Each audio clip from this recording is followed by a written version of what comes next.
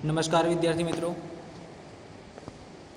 આજે આપણે પાઠ 9 ઈસવીસન 1857નો સ્વાતંત્ર્ય સંગ્રામ વિશે માહિતી મેળવવાના છીએ. વિદ્યાર્થી મિત્રો, આપણે ધોરણ 8માં અગાઉ અલગ અલગ પાઠ વિશે ચર્ચા કરી હતી.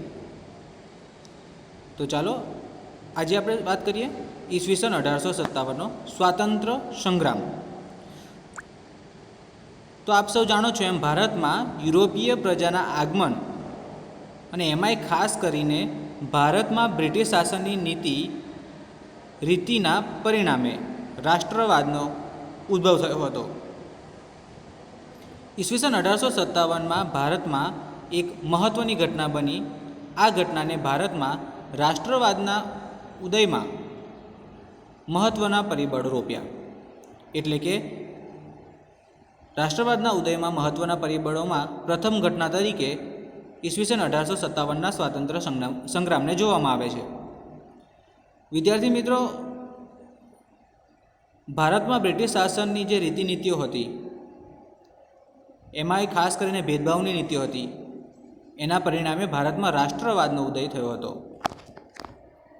હવે આપણે વાત કરીશું ઈસવીસન 1857ના સ્વાતંત્ર્ય સંગ્રામના ઉદ્ભવોના કારણો. કે સ્વાતંત્ર્ય સંગ્રામ તો થયો, પણ એના ઉદ્ભવના કારણો શું છે? કયા કારણોસર આ સ્વાતંત્ર્ય સંગ્રામ ઉદ્ભવ્યો હતો? તો ચાલો જોઈએ આપણે કે સ્વાતંત્ર્ય સંગ્રામના ઉદ્ભવના કારણો શું છે.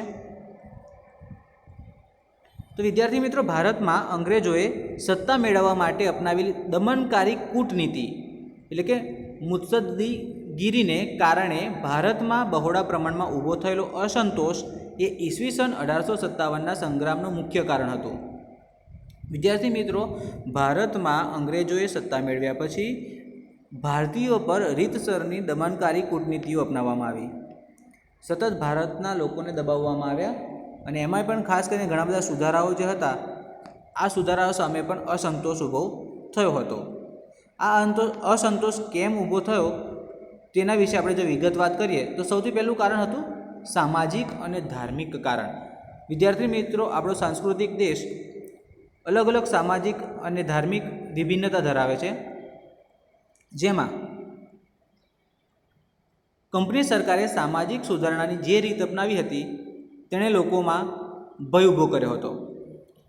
તેમને લાગ્યું કે કંપની સરકાર ઈરાદાપૂર્વક ખ્રિસ્તી ધર્મ અંગીકાર કરાવી ભારતના ધર્મ અને સંસ્કૃતિનો નાશ કરવા માંગે છે. લશ્કરમાં, જેલોમાં તથા રેલવેમાં ભારતીય સામાજિક વ્યવસ્થાની વારંવાર અવગણના કરવામાં આવતી. સમાજનો મોટો ભાગ એ સમયે રૂઢિચુસ્ત હતો.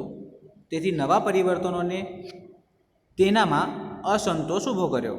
પરિણામે કેટલાક લોકો પોતાના સામાજિક ધાર્મિક માળખાને ટકાવી રાખવા આ સંગ્રામમાં જોડાયા હતા. વિદ્યાર્થી મિત્રો, તમે સૌ જાણો છો એમ કે આપણો ભારત દેશ એ ખૂબ જ 1857ના સમયની વાત કરીએ તો રૂઢિચુસ્ત હતો. શિક્ષણનો અભાવ હતો અને એમાંય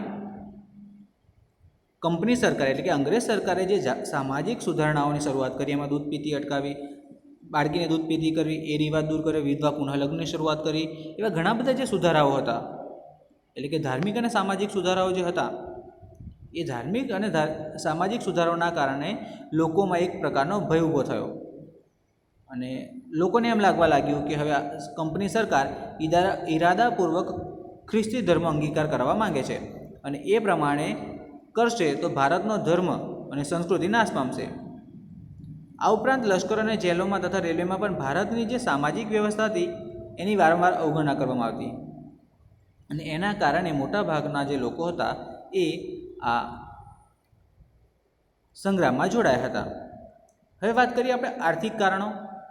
તો એ સમય એટલે કે 1857ના સમયમાં અથવા તો એ આગળ પાછળના સમયગાળામાં, મતલબ આપણે તો એ વખતની વાત કરીએ છીએ પાછળના સમયગાળામાં, એટલે કે 1857 પહેલાં, મતલબ કે અંગ્રેજો ભારતમાં પોતાની સત્તા જમાવી હતી એ સમયે આર્થિક નીતિના ભારતના ભોગે ઇંગ્લેન્ડને સમૃદ્ધ બનાવવા માટેની હતી. આ જે અંગ્રેજોની જે આર્થિક નીતિ હતી એ ભારતને સમૃદ્ધ નહીં પરંતુ પોતાના એટલે કે ઇંગ્લેન્ડને સમૃદ્ધ બનાવવા માટેની નીતિ હતી અને પરિણામે ભારતીય સમાજના મોટા ભાગના વર્ગો આર્થિક રીતે પાયમાલ થઈ ગયા. જમીનદારો અને ખેડૂતો જમીન વિહોણા બનતા ગયા અને એ માટે તેમણે 1857ના સ્વાતંત્ર્ય સંગ્રામમાં ભાગ લીધો. હવે બાળકો આપણે વાત કરીશું રાજકીય કારણો. તો ઈસવીસન 1764ના બક્સરના યુદ્ધમાં વિજય બાદ દીવાની સત્તા મળતા ઈસ્ટ ઇન્ડિયા કંપનીએ વિસ્તારવાદની નીતિ અપનાવી. વિસ્તારવાદ એટલે કે પોતાનો વિસ્તાર, સત્તાનો વિસ્તાર કરવો, અલગ અલગ સ્થળો સુધી, એટલે વધારેમાં વધારે સ્થળો પોતાની અંદર આવરી લેવા અને પોતાની સત્તાને વિસ્તારવી.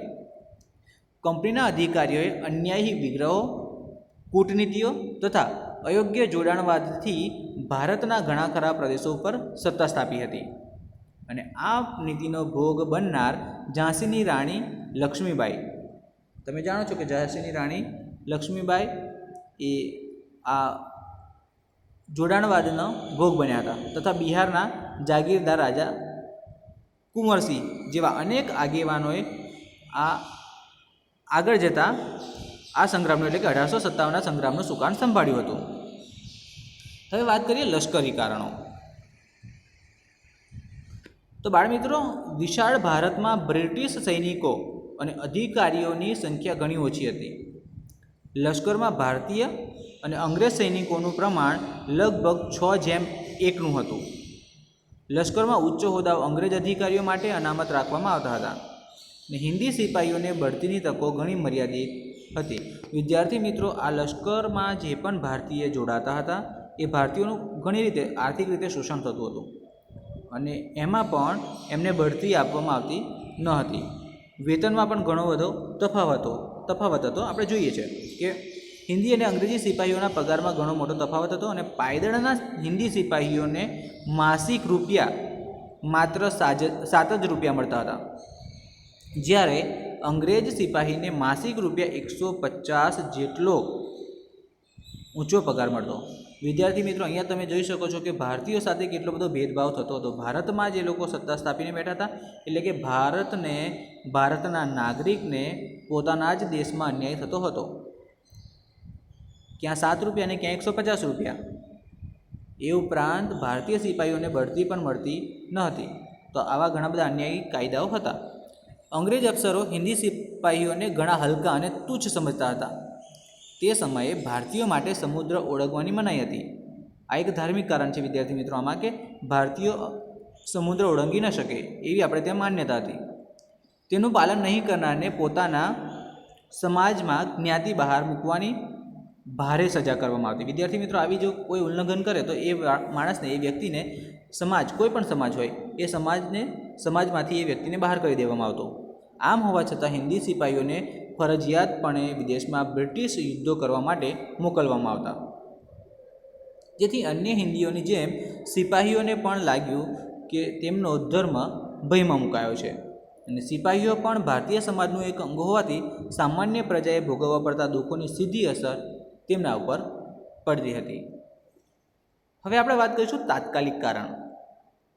આ બધા કારણો તો છે જ, પણ એવું કયું કારણ તાત્કાલિક બન્યું કે જે 1857ના સ્વાતંત્ર્ય સંગ્રામ માટે ઉગ્ર રૂપ ધારણ કર્યું? તો વિદ્યાર્થી મિત્રો, એના માટે આપણે જોઈશું કે પરદેશી શાસન વિરુદ્ધ લોકોનો રોષ ક્રમશઃ જુદા જુદા ક્ષેત્રે વધતો જતો હતો. આપણે જોયું આર્થિક, સામાજિક, ધાર્મિક એ ક્ષેત્રો તો ખરા જ, સાથે સાથે તાત્કાલિક કારણ આપણે જોઈશું. તો આ રીતે અલગ અલગ ક્ષેત્રે વધતો જતો હતો અને દરમિયાનમાં ઈસવીસન 1857ના જાન્યુઆરી મહિનામાં ભારતના લશ્કરમાં એનફિલ્ડ રાઇફલ દાખલ કરવામાં આવી. આ યાદ રાખજો વિદ્યાર્થી મિત્રો કે 1857ના જાન્યુઆરી મહિનામાં ભારતના લશ્કરમાં એનફિલ્ડ નામની રાઇફલ દાખલ કરવામાં આવી અને તેમાં વપરાતી કારતૂસો બનાવવા માટે ગાય અને ડુક્કરની ચરબીનો ઉપયોગ થતો હતો. આ કારતૂસોનો ઉપયોગ કરતી વખતે દાંત વડે તોડવી પડતી. વિદ્યાર્થી મિત્રો, તમે જૂના પિક્ચરો જોતા હશો તો એમાં આ જે કારતૂસ હોય છે એ દાંતથી તોડી અને પછી એનો ઉપયોગ કરવામાં આવતો હોય છે. તો ધાર્મિક દ્રષ્ટિએ ગાય અને ડુક્કરનું માંસ ખાવાની મનાઈ હોવાથી અનુક્રમે હિન્દુ અને મુસ્લિમ સૈનિકોની લાગણી દુભાઈ. અંગ્રેજો તેમને ધર્મભ્રષ્ટ કરવા માંગે છે તેવું લોકોને લાગ્યું અને તેમણે તેમના ઉપરી અફસરોને આ અંગે ફરિયાદ કરી, પરંતુ તેનો સંતોષકારક ખુલાસો ન મળતા સૌ પ્રથમ બરાકપુરની 19મી પલટને આ ચરબીવાળા કારતૂસનો ઉપયોગ કરવાનો ઇનકાર કર્યો. તેથી આખી પલટને જ પલટણને જ વિખેરી નાખવામાં આવી. વિદ્યાર્થી મિત્રો, જ્યારે આનો વિરોધ કરવામાં આવ્યો એટલે સૌથી પહેલાં આ જે વિરોધ કરવા માટે ભેગા થયેલા વ્યક્તિઓ સૈનિકો હતા એમને વિખેરી નાખવામાં આવ્યા, મતલબ કે અલગ પાડી દેવામાં આવ્યા, જેથી કરીને એમનો વિરોધ નિષ્ફળ જાય. તો આવી રીતે તાત્કાલિક કારણ એક આ પણ હતું એનફિલ્ડ રાઇફલનું, કે જેમાં ગાય અને ડુક્કરનું માંસ ખાવાની મનાઈ હોવા છતાં એના પર એની ચરબી લગાડવામાં હતી અને જેનાથી ધર્મ ભ્રષ્ટ થતો હતો. તો એક આ કારણ પણ હતું. હવે સંગ્રામનું આયોજન અને મંગલ પાંડે. વિદ્યાર્થી મિત્રો, તમે મંગલ પાંડે ફિલ્મ જોઈ હશે તો ઘણી બધી તમને ઘણો બધો ખ્યાલ આવતો હશે, અને ન જોયું હોય તો જોજો, ખાસ જોવા જેવી ફિલ્મ છે. આપણે વાત કરીએ મંગલ પાંડે વિશે. તો ઈસવીસન 1857ના મે મહિનાની 31મી તારીખે દેશભરમાં એક સાથે ઈસ્ટ ઇન્ડિયા કંપનીની હકુમત સામે સંગ્રામનું આયોજન હતું અને બહાદુર શાહ